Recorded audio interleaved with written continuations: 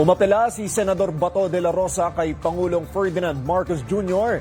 na huwag siyang isurrender at ipadala sa The Hague.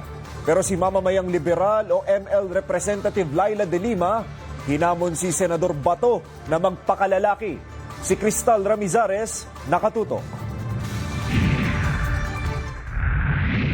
Sana huwag niya akong ipadala sa dahil.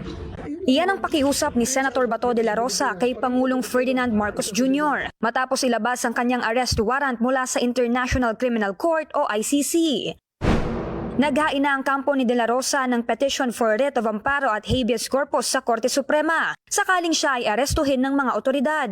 Ayon sa legal counsel ni Bato, walang bisa ang arrest warrant ng ICC, lalo na't hindi ito dumaan sa tamang proseso sa DFA at DOJ.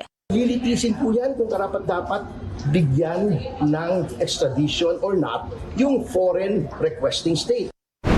Tanghali na kanina nang lumabas ang senador sa opisina ni Senator Jinggoy Estrada kung saan siya nagpalipas ng gabi. 6 na buwan ding nagtago ang senador matapos kumpirmahin ng ombudsman na may nakakasanang warrant of arrest laban sa kanya mula sa ICC. Ayon sa senador, hindi niya natatanggap ang kanyang sweldo sa mga panahong siya ay absent sa Senado. Yang iyan ako dahil nga wala po yan sa vokabularyo ko na makinabang sa pera ng gobyerno.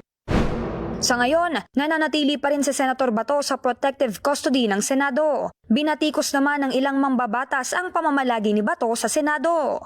Honestly, I view the scenery or the scenario, the scene, as pathetic. Pathetic yung itsura kasi nasaan na yung angas mo dati. Ang nakakalungkot is ginagamit ngayon ang Senado as a sanctuary. Yung sinasabing protective custody ng Senado ay ano lang po yan yung magbibigay ng protection, magbibigay ng custody sa mga kung anong mga circumstances or sitwasyon, that is merely a tradition.